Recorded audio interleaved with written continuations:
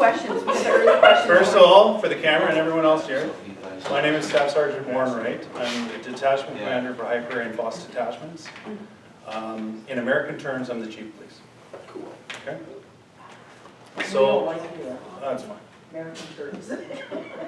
Everybody says, oh, so-and-so got a DUI. We don't have DUIs in Canada. Oh, really? No.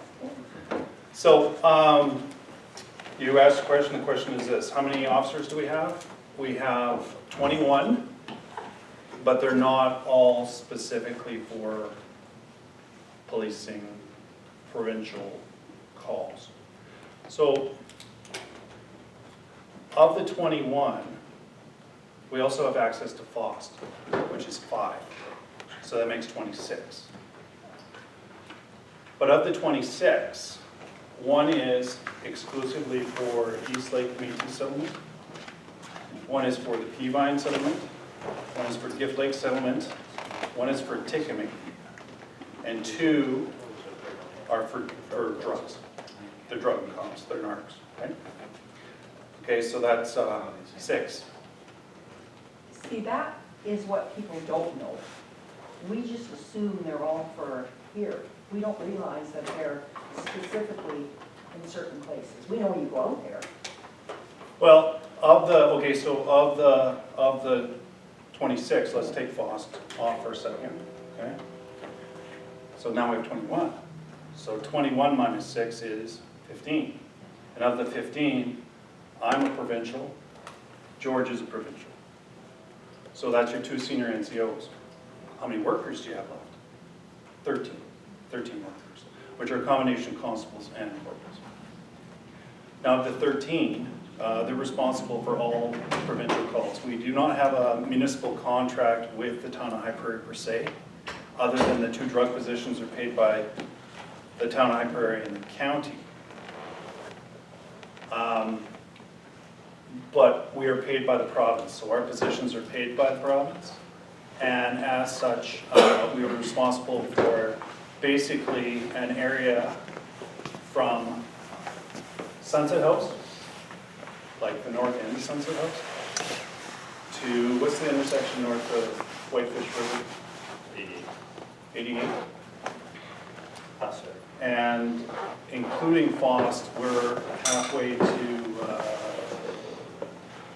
we're east of Canuso. And then west, we're basically, hi everybody. Hi. We're to Highway 2. So we have an incredibly large geographical area. Now this, I know we started a little early, so I apologize for that. This is an informal meeting.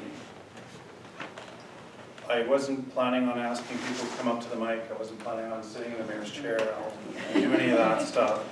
I was going to address concerns as a group or address concerns as individual concerns, and I also have Sergeant Cameron with me and Corporal Lawson as well to assist. I heard it was a poker game. Sorry. We just had it, you missed it. Sorry.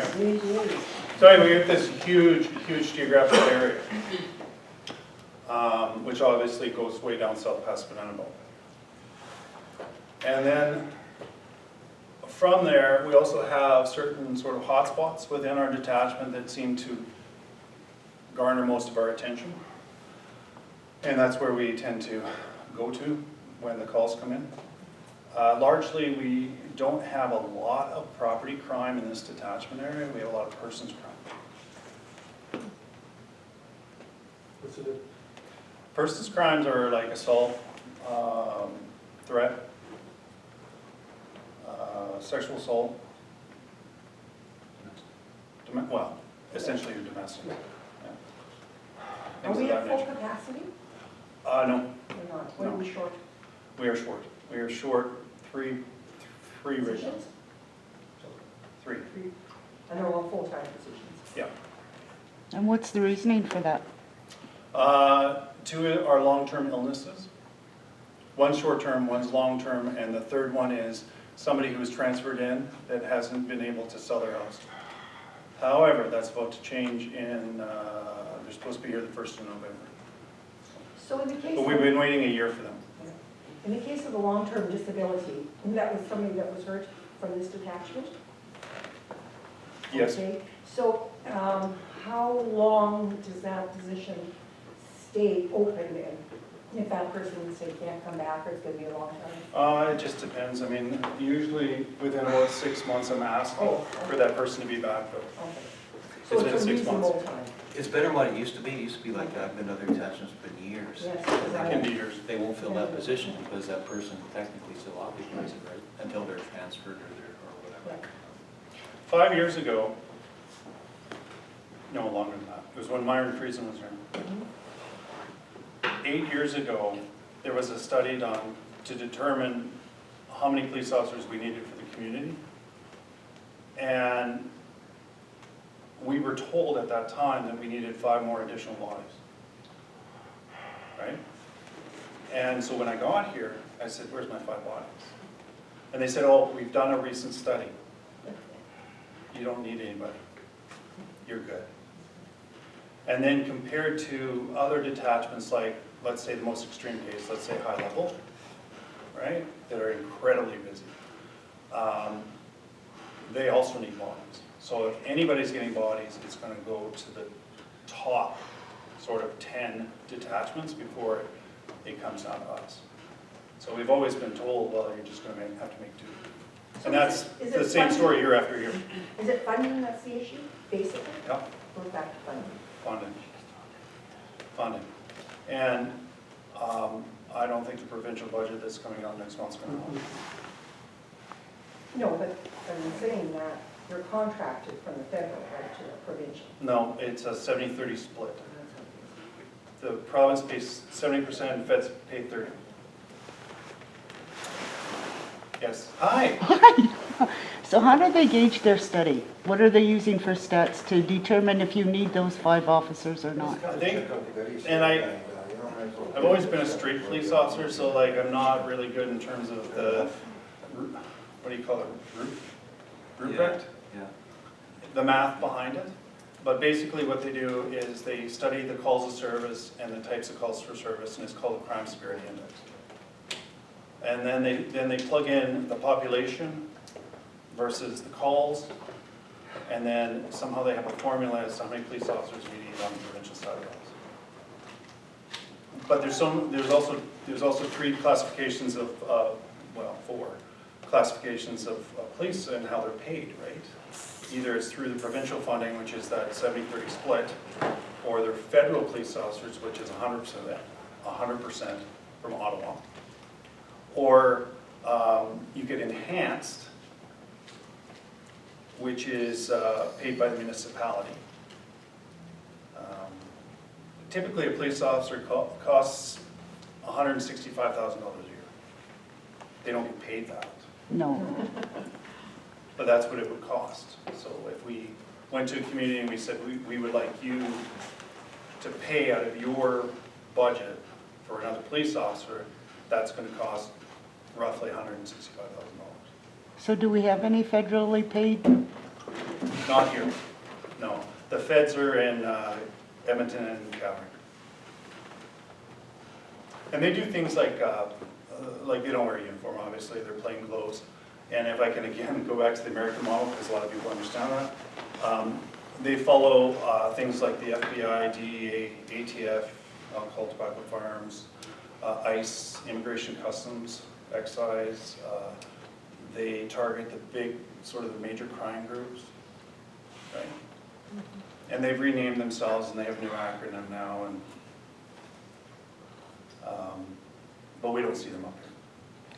So we, in High Prairie and Big Lakes County, have enhanced policing at this time.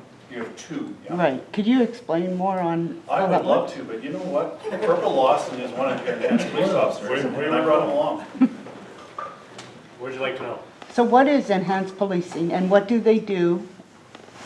There's 2 members in my unit, me and another member, and we pretty much target drugs or organized crime around the area. We work off intelligence, pretty much. We're pretty much paid to go and do the proactive stuff that the other members can't do. And without us doing that, then it helps the other members, if that makes sense. So what makes you different I guess, what are you specializing in compared to the other officers? Free time, well, I wouldn't say free time, but we're not taking calls. We don't call. We take a target, we pick a target, and we target that person until either we determine that they're not a risk to the area or they're arrested. They're like detectives, right? We are the uniform officers, and they are the detective and special investigations arm of the detachment. They're responsible for crime reduction programs and initiatives, right? So they will identify a person of special interest that have been committing a lot of crime, and they will, especially because a lot of these people are already on conditions imposed by the courts, curfew, residential conditions, things like that, and they will check up on them, and fairly irregularly, to try to catch them breaching their conditions, and then they can be arrested and brought before the courts. So are you being quite successful in your role here? I think so. We, in the past, have not done a really good job not advertising, sort of doing media releases with regards to what their unit does and the successes that they have in terms of drug warrants and kicks and stuff like that. And so we're, in the last year or so, we've been really trying to increase that to make sure that the newspaper is getting that information, that we can post it to the community. Because we don't do Facebook. I may read it, but I'll never respond to it. Right? But that's our way of letting the community know that something did happen and that somebody was arrested, charged, firearms were seized, drugs were seized, and that's one more person that's been. And there's a lot of times where, most of the times where they can't share a lot of information because just to protect the integrity of their investigation until, like Warren said, until something's finalized, we have results, someone's charged and stuff like that, we can. But there's a lot of stuff that Brent's unit's working on that probably most people don't even know, you know. And a lot of the times, Warren and I are the only ones that will know what these guys are up to. Some of our other members will, but I mean, that's how tight-knit it has to be, right? Because if any information gets leaked out, then they got to start at square one again. You know, just it's a waste of everybody's time. So. The uniform. He's not normally dressed like that. No. He's in uniform. He just wore that for us. The general duty members typically don't have the time to work on targets. You know what I mean by targets, right? Targets are people that of interest that we believe are selling drugs or doing something that we need to catch them at, right? And our members typically are going from call to call to call. I can tell you that my detachment, my members are very overworked, especially because we are short three. And people have to pick up that kind of slack on top of the regular duties. So there's definitely a difference between what you see on TV and real life. We are nothing like CSI. We do not solve crimes in an hour. It does not happen that way, right? And the minute we have somebody in the room and we want to interview them, they don't just spill it. Yes? Would you break the law to do an investigation? No? So you wouldn't jump a person's fence and go into a shed that's open and have a member just down the street radioing them? If Be you're on talking the about a lookout? specific case, I can't comment on that, because I don't know. Well, that's what I mean. Would you do that? You're asking if we would trespass? Well, I guess if that's what you would call it. Again, I think you and I need to talk specifically. Okay. All right. But it's nothing big. It's just, like I'm just saying, would you break the law to do your investigation? Not you, actually, the enhancement, I guess it would be, the Well, more directed to. We have, okay, yeah, I'm not 100% sure where you're going, but I can tell you this, okay? We are subject to the same rules as everybody else. Same laws, same everything, right? We don't have special cards in our wallets, we're not 007s, right? So we don't have the right necessarily to break those laws. We are accountable just like everyone else. That's the best I can say right now. However, if we do have judicial authority, like search warrants, that does allow us to have access without somebody's permission, right? Yeah, it's normal. What's your connection or tie with the South Shore Police group? Lakeshore? Yeah. Lakeshore? Okay, so Lakeshore's been around for about 10, 11 years, right? And Dale Cox is the police chief. Dale was with us for 30 years before he retired. And then he built the police service. Mike Nussbaumer is his inspector. He's also retired Mountie. They are an independent, standalone Indigenous police force contracted to Lesser Slave Lake Regional Council. So, I will get to your answer, or your question. And so those of you who don't know, they're the police service down the road in Driftpile, right? And they look after Sawridge, Swan River, Driftpile, Sucker Creek, and Capoeino, so 5, right? We look after Atikamekw Whitefish. And it's all part of Treaty 8, but it's just that particular set of 5 reserves that happen to be under the umbrella of the Lesser Slave Lake Regional Council. So we're a neighbor. They have the same police powers we do. We can go on to their jurisdictional area, obviously with knowledge and permission and consent, but we can go in and we can enforce the law there. Similarly, they can enforce the law here. They can pull somebody out over front on Highway 2 right here and write a ticket, and it's fine because they are police officers under the Alberta Police Act. We are here, we are larger than they are, certainly. Like the RCMP organization is much larger than they are. But our detachment with FOSS is much larger than they are, so we're here to support them. We're here to work with them. And they also have a member that is attached to the integrated drug unit, but is not paid by the town or the county, right? So we have a partnership with them. They're trained actually with you in Saskatchewan, are they not? When they go through basic training, they go through the same 9-month program in Regina as our cadets do, yeah.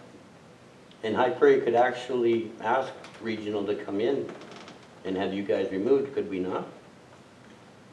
Sorry, what's your question?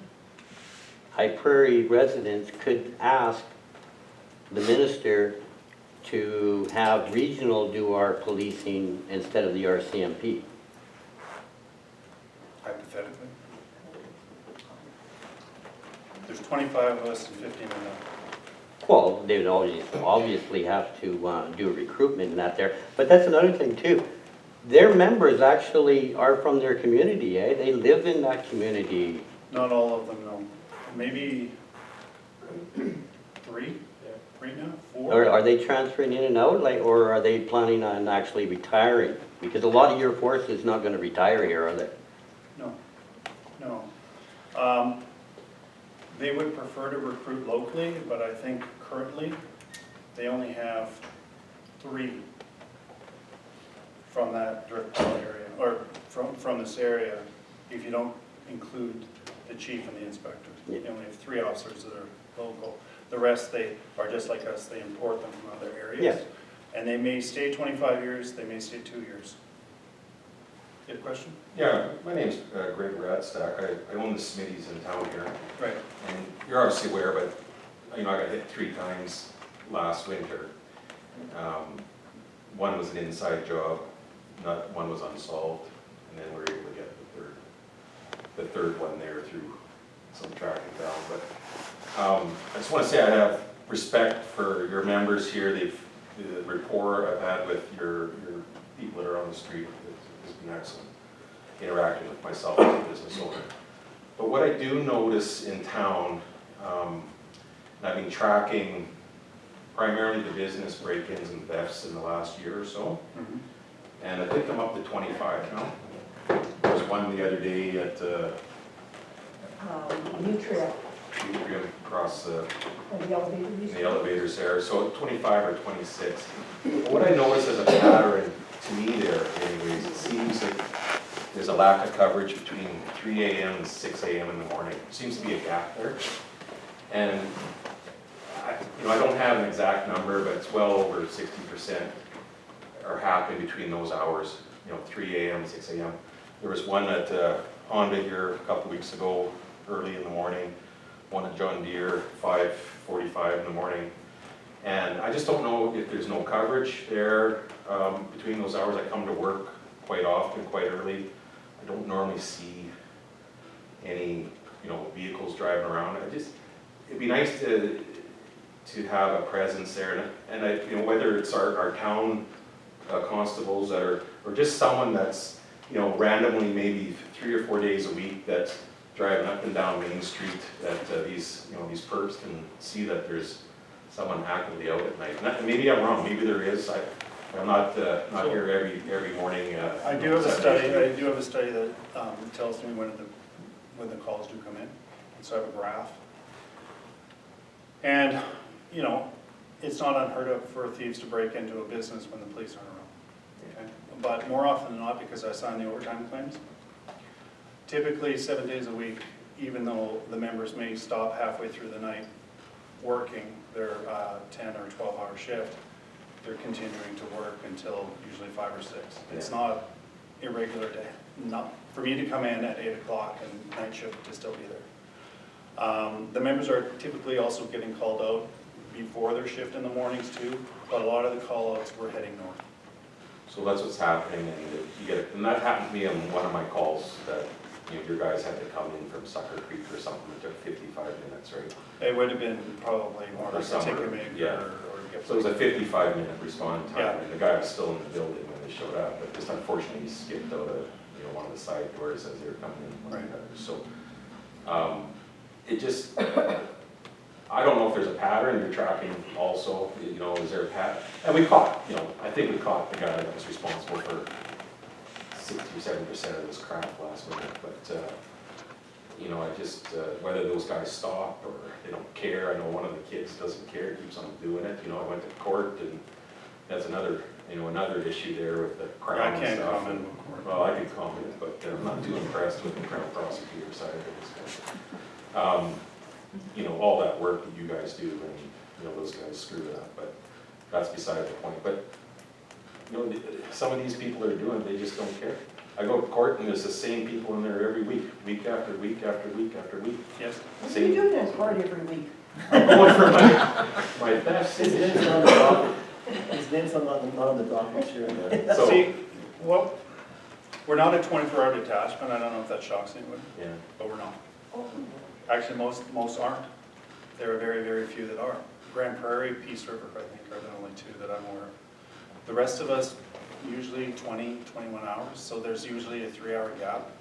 But that's not to say that nobody's working, just like I said, because my overtime budget reflects that I still have members working through the night. And often, night shift will still call day shift in early to offset some of the pressures for incoming calls. yeah. In a perfect world, which we don't live in, I'd have the ability to answer calls up north and still have Yeah, a of course, presence in yeah. town. Yeah, Okay. and straight. Because I was just at a meeting in Slave Lake yesterday, and so was George, and one of the comments was, the detachment's just on that side of town. If I call for the police, I'd expect them to be at my house in 5 minutes, because it's just over there. But realistically, how many of you guys, do you even know how many police officers are working at any given time, right? Like on a night shift, typically I only have 3 working. And I don't know if you're here when I described how large our geographical area is.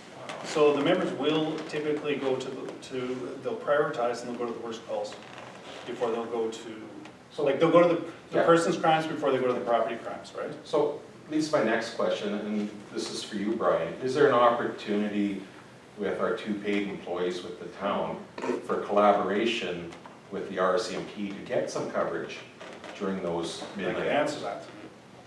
There's a fundamental difference between what they do and what I do. I have a broader scope of police powers that they don't have. Mhm. okay? They were designed to enforce municipal bylaws, right? So that's your unsightlies, your barking dogs. I disagree. These positions were created, we had this issue back in the early 2000s, and we had a citizens on patrol then. And I know the first position was created as a result of citizens being out all nights of the hours watching. And again, town decided at the time, we better have a security / bylaw type of guy to sort of patrol the town. And I just wonder if we got away from that initial, the initial intent of. Well, the other thing that concerns me too is they don't have a gun. They got a shotgun.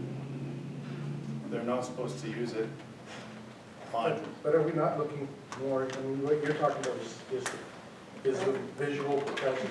Yeah. And again, and I can't expect one person to shut down all that crime, but No. if you see that vehicle driving by, maybe that might deter 2 or 3 crimes. I don't know. These guys are really busy, but maybe we should have a security officer, or someone, just driving up. like a night watchman. Night watch or something like that, just to have some coverage, Well, again, that's not really my, No, that's a town, Thing. town discussion, right? I'm all for citizens on patrol. I know it folded years back because the interest waned, just like rural crime watch. I'm all for it if people want to come forward and identify themselves and say, we're going to do this and I'm going to take the lead on it, because we don't take the lead. We will hook you up with all the resources you need, but it's not ours to run. It's not an extension of the police. It's citizen-led. So I mean, if there is an interest for citizens on patrol, we can fire that thing up within 3 months probably. I'm not asking for volunteers right now. I've been told it's correlated with meth in town now. The last 12 to 14 months, big meth influx in town. Is that true? It has come in. Like, I was here for 5 years before coming back, and we never saw meth. Yeah. And my second tour here, it's meth and coke is what it is. We missed fentanyl. Thank God. But I was in Fox Creek when fentanyl hit. It wasn't pretty. I'd love more resources, but I'm not looking at the town to pay for that. I'm not looking at the county to pay for that. And I have no other way to get more resources than hope that somehow the province increases our budget for a change and starts giving us more police officers in town. Like, I would like more. I think I can start to fulfill some of these proactive patrols a little bit better and some of these community initiatives better. Because when I start losing people and I start getting smaller as a police force, then I just focus on reactive calls for service as they come up. I just try to do that. I can't do necessarily the other stuff. So it feels like there is a gap at night here when all this stuff happens, just because you Typically, guys are yeah. I concerned. mean, in town, there's always like the senior NCOs and probably a corporal around on night shift. It's a little bit lighter. And typically, if the calls do come in, quite often they're out of town, and the members are out of town. So then, but I'm not saying they're always out of town. I'm saying that the members are in town sometimes, but they're not here every day. So if you I make a call in at 3 in the morning, and they say, okay, we'll be right there, and yet they're gone. Is the person on the other end of the line, are they informed, look at our guys are out of town, they won't be there for 25 minutes, 35 minutes, so that person calling in has some concept of the waiting game that they may play? Not necessarily. Okay. But what they're supposed to do is, okay, so there's a staff sergeant in Edmonton at the comm center, Right. the 911, it's not 911, it's the RCMP comm center in Edmonton, okay? And that staff sergeant is a bit of a risk manager. And they're supposed to determine, based on what you're calling for, whether or not it needs immediate response or it can wait. If it needs immediate response, then they have to communicate that to the members that are an hour out of town. A decision has to be made. Can they get to your call faster if they leave right? First of all, can they leave what they're doing to answer your call? And second of all, if they can they get there faster than if we call a member out of bed have him come in, get dressed, load up, and respond to your call. Who's gonna be faster, and a decision has to be made. And then, but if it's a property crime, Yeah. it'll be stacked Okay. until they're done up there and they can respond. So the other question I have is, years ago when I lived in town, and there'd be kids or whatever out at 3 in the morning, and they'd be checking doors, so I would get up and yell and scream at them, and I would phone in every once in a while, but it got to be where I didn't want to bother you guys, because nothing was gonna happen. And then I did call, and there was some issues that came from it, and the officer said, you have to call us, because if you don't call us, we can't help you. So don't be afraid to call. We may not get there right now, and we may not be able to solve it right now, but you still have to continue to call no matter if you feel it's worth a call, then you call. And I think lots of people have done that, they don't bother calling anymore. So, just your thoughts on that? I would do a wonderful job if I had 40 cops in Yeah, town. oh, no, for sure. I really would. I think my message out there is don't stop calling. 'Cause And you I guys agree do with that. Don't stop calling because it creates occurrences. Yeah. And those occurrences get scored and they become part of a number crunch in Edmonton and justify why we need more resources. I know other detachments that have actually lost resources because their numbers went down.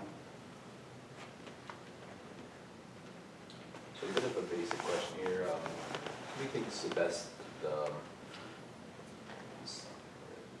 would a person call 911 or the local detachment if you have like a localized issue? What would be the best? If it's an emergency, Quickest phone way to- 911. Yeah, If it's an emergency, right. right? Okay, so- Or if you get woken up in the middle of the night, somebody's in your backyard Yeah, busting stuff up, that's still an emergency. It doesn't have to be a person's crime, it could be a in progress property crime. So phone 911, I mean, everybody remembers what that is, right? right. So Riley, maybe be more specific. So even if you know the local detachment number, you're still better. There code that is, first. there is an administrative line number that's only answered between 8 and 4 o'clock, Here. right? Unless it's just a routine complaint that you want followed up in the morning, I wouldn't even bother phoning that one. Okay. And then there's a complaint line number in the phone book that it'll circumvent 911 in Grand Prairie and it'll go straight to Edmonton to the RCMP. So you guys understand that there's 2 call centers, right? Grand Prairie 911, 911, police, fire, ambulance. If you say police, then they transfer the call to Edmonton. This way, if you decide you're going to just phone the complaint line number that goes straight to Edmonton, you're bypassing 911 and possibly, actually, you're gaining, like, it's not taking you as long to talk to an operator and get a dispatch. You know, you mentioned you're really short-staffed and, you know, that's obviously a constraint on that coverage there at night. What is sort of the threshold to call in some special resources, like the crime reduction unit, something like that, to come in and help you guys, you know, clean up some of this? Have the people that are doing this, have they been identified, or you guys have strong suspicions? Just wondering why you don't call in some of these specialized units within the RCMP to help. Well, and they are. I mean, do you want to speak to this? Me? Yeah. Okay. Like, they have been called in numerous times, you won't hear about them. No. Unless they make the news for some big bust or something. We had an issue up north, they were called in, they sent up 3, 4, or 5 members for a whole week until we got who we were getting. But there's an intelligence process that has to take place, we need to identify people that we're going after. They're not just gonna come in unless there's certain people that we're gonna go after. I'm making an assumption that you guys probably have a pretty good idea who's behind the majority of this stuff here. You know, yanking the ATM out of the drugstore and the quads and the gators and all that stuff. Well, like hypothetically, the ATM out at the drugstore, you know, that wasn't local. Wasn't local. So we're aware of all the ATMs that have been yanked out in a similar manner in the last, say, 6 months, and this particular part of the province and then to the other side of BC, right? These aren't local guys then? So we use an analyst who coordinates all of those files, and there's always different pieces from different ATM yanks to put together a profile and identify these guys, right? Okay. But they're not They're not here. local. And that goes back to, what you're saying, goes back to the phone calls. You know, when those, if the members can get their grade, if they can't, at least it's recorded. So then we have that recording system, okay, we're having so many thefts in this area of town. So people don't call in, we don't get those stats. So if there's a large amount going on, then perhaps we can bring in the crime reduction team that says, right? So that's why it's important to make those phone calls. Facebook. Yeah. So the other night, and I don't really read Facebook, right, on purpose. But I live with somebody who does. So I'm aware that there was a concern out of Sunset House that was posted on the High Prairie Facebook page, that there was an issue with member response to a call in Sunset House for somebody, some guy that was in their yard or whatever, right? And I think that, if I remember correctly, the Facebook page posted that, that half a dozen different neighbors called that in, right? And how it took hours and hours and hours for a member to respond. When I found out about it, the next morning I went into his computer and I checked both the Valley View and the High Prairie banks. The call actually wound up in Valley View's queue because it was right on the border and there was some misunderstanding between jurisdiction.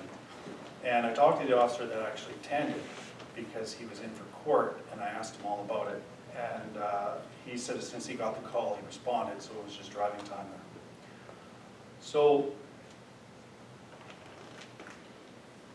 there wasn't 7 complaints in the queue, there's only 1 complaint in the queue. So that gentleman thought that all his neighbors called, but they didn't. You should have.